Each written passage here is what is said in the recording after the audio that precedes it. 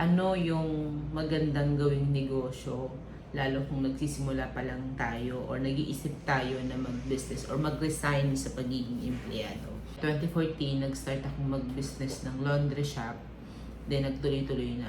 And why laundry shop? Kasi maybe madali sa akin dahil nagtrabaho ako before sa isang manufacturing company ng cleaning chemicals, and then ang mga clients namin doon is laundry shop, and the company also is owned a laundry shop na which is not trend din ako. Pero ako naniniwala ako na pag nagnegosyo kayo tapos talagang nandyan na kayo sa sitwasyon na yon, madami na kayong maiisip na gawing business. Yung parang lahat na ng problema, makikitaan mo ng opportunity at pwede mo siyang pwede mo siyang tignan na okay, pwede itong maging negosyo. Kasi tayo nagbe-business tayo to fill in the demand kung ano yung demand na nandyan or kung ano yung problema na gusto nating solusyonan. So yun isa yun sa mga na-realize ko. Pero kumbaga 2014 wala pa ako dun sa yung knowledge ko in business compare sa ngayon, mas malawak na. Hindi ko maisip na darating sa point na ito, ang dami naming businesses na pinagtatayo. Siguro nga kasi along the way, yung journey ng pagbe-business na ginawa ko is mas nagbigay sa akin ng courage to do more, and to be more, mag-offer pa ng more, masolusyonan pa yung mga problemang nai-encounter ng society, ng mga tao. Lalo ngayon na we have consultancy, anong magandang opportunity o anong magandang pwedeng simulan na negosyo is, I think, simulan nyo muna sa kung ano talaga, number one, ano talaga muna yung hilig nyo. Hilig nyo bang magluto? Kasi kung hilig nyo magluto, I think that doon kayo sa food business side. Kung hilig nyo namang magaling ba kayo sa sales, kung magaling kayo sa sales, gamitin nyo yung social media. Ang dami-daming pwedeng ibenta sa social media. Nandiyan pwede kayo magpa-dropship. Kwento ko lang, since I don't know kung masasabi ko na magaling ako sa sales, kasi feeling ko hindi. Pero kaya kong mag-market. Kasi kahit nung nag-uumpisa pa lang ako, talagang nagbebenta ako ng mga kung ano-ano. Nag-i-loading ako, nagtitinda ako sa office ng mga snacks. Alam mo yung what do you call this? Yung mga boardwalk, MSE, Natasha. So yun, nagpa-powder ako ng ganyan, nag-i-loading ako. So lahat kumbaga even before nung empleyado ako, hindi rin talaga ako sanay, kumbaga sinasanay ko yung sarili ko or talagang ginagawa ko na hindi lang ako focus doon sa sweldo na nare-receive ko from the company na pinagtatrabahuhan ko. Ang dami kong sideline. And even now, talagang may mga businesses kami, pero marami pa din akong mga side hustle. Kasi pag nakitaan ko na may opportunity at madali naman siyang ding i-ibenta, talagang ginagrab ko. So just like yung pagbebenta ng mga diamonds, so yun yung ko ngayon, yun yung parang side hustle ko. Kasi growing up kasi hindi talaga kumbaga growing up hindi namin afford yung magkaroon ng mga gamit like relo, kahit yung simpleng relo, wala talaga. Parang ako noon, pangarap ko yung aral na ako at nung nagtrabaho na ako na sana makabili ako ng guest pa nga nun, yung parang worth 6,000. Nung nabili ko siya, feeling ko sobrang nakaangat na ako sa buhay. And then parang yun, nagtuloy-tuloy yung trabaho, nagkaroon ng mga madaming nakakabili kahit pa paano. Ngayon, nakakabili man ako ng mga jewelry, pero hindi ko siya nakikita. Kumbaga, nakakabili ako ng jewelry ngayon, pero mas nakikita ko siya na gawing business. Not naman na magtatayo ako ng jewelry shop, pero yung mga kakilala. So ito yung mga nakikita kong opportunity na along the way, minsan hindi naman mo talaga siya gustong gawin or wala siya sa plano mo, pero dahil may oportunidad, pwede mo siyang kuhanin. So let's say, habang inaano ko, kinukwento ko, so ito yung kinakaadikan ko ngayon. Pag may extra fund, talagang nag-aano ako, na bumibili ako. Ito, kakabili ko lang ito. Mga gold siya. Susuot natin. Yan.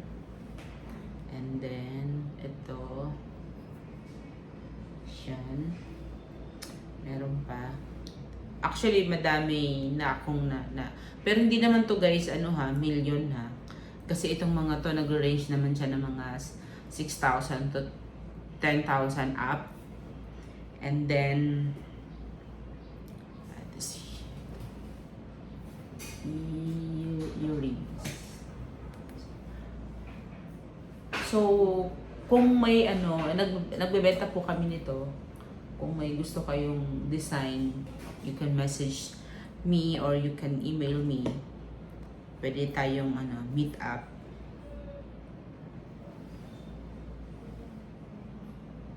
Matagal lang parang dati pa talagang gusto ko talaga mahilig talaga ako sa mga jewelry. Hindi ko lang kayang bumili. So ngayon medyo kumbaga na kinakaya na, may kakayahan na tayong bumili. So iniipon ko siya. Pero hindi ko siya, ginagamit ko siya, pero parang naiisip ko na, eto guys. Parang I think this is mga nasa yata to, nasa 8 or 10.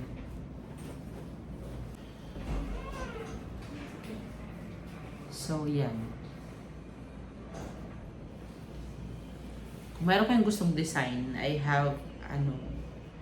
can show you design and pwede nyong o-orderin. Pero yun guys, marami tayong pwedeng gawing business. Marami tayong pwedeng gawing pwedeng pagkakitaan sa social media. Ako dati nagbebenta ako ng relo, ang may supplier ako pero wala sa akin yung item. Pero nakakabenta ako, dropship yung tinatawag na papadeliver ko from the supplier doon na mismo sa nag-order sa akin or sa client, sa customer ko. And then sa akin yung payment. Pero ginagawa, babayad ako sa supplier, magbabayad sa akin. So mabilis, ang dali lang. I don't know pero para sa akin ang dali lang talaga kung gusto mong magkaroon ng other income aside from your business, I guess, aside from your employment salary. Madami tayong pwedeng gawin na opportunity. Depende yun sa hilig natin.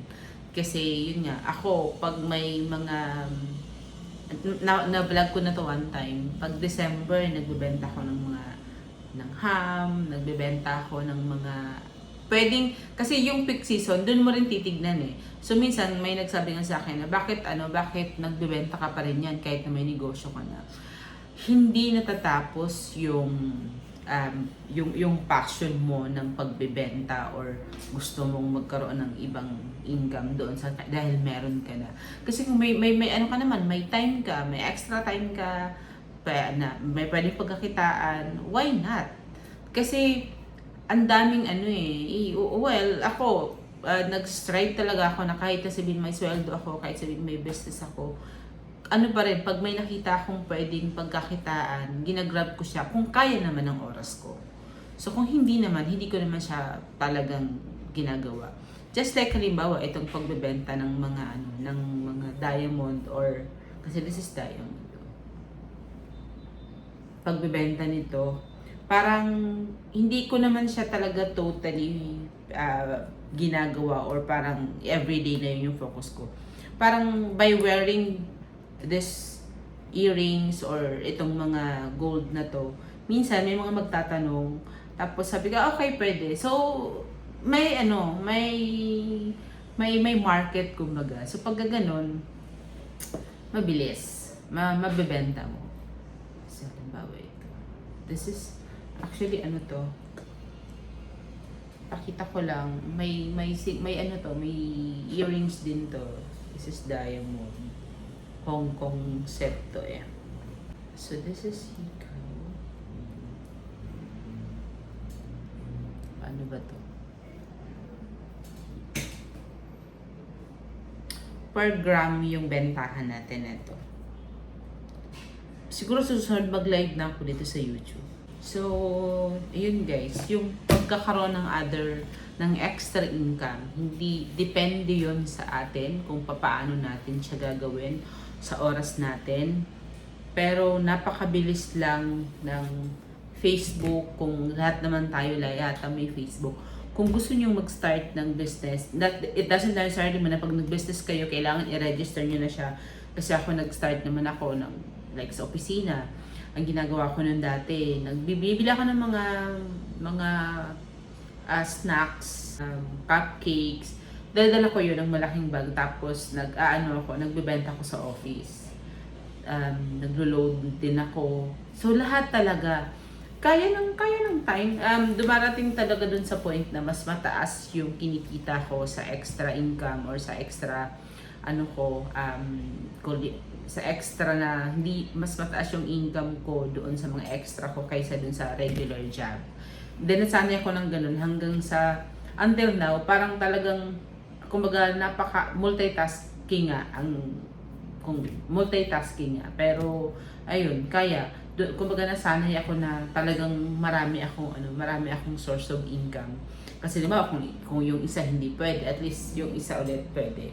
I'm not saying na gayahin niyo po ako, pero what I am trying to say is kung gusto po natin na magkaroon ng extra income or magkapag-start from extra income to maging negosyo na yan, simulan natin dun sa maliit. Ano yung hilig natin, dun tayo mag-start. And then, kasi ako, in selling, pwede tayong magbenta ng wala tayo, ng laway lang, ng posting lang sa Facebook, and then makabenta tayo, may extra ka na. Lalo nung nag-pandemic, talagang nagawa ko yun. Lahat ng pwedeng ibenta online, talagang binibenta ko. And then, yun, mas nagtuloy-tuloy siya. So, sa lahat po ng gustong mag-business, kayang-kaya nyo yan. Basta simulan nyo na lang. Kayang-kaya nyo yan, basta simulan nyo na. Simulan nyo sa maliit, and then unti-unti, magiging malaki yan. So, I hope nakapagbigay po ako ng konting idea kung paano kayo mag-i-start ng gusto nyong pasuking business or extra income man yan. And thank you again for watching, and please don't forget to subscribe and click the notification bell para lagi po kayong updated sa lahat ng videos na ina-upload ko tulad dito. Thank you!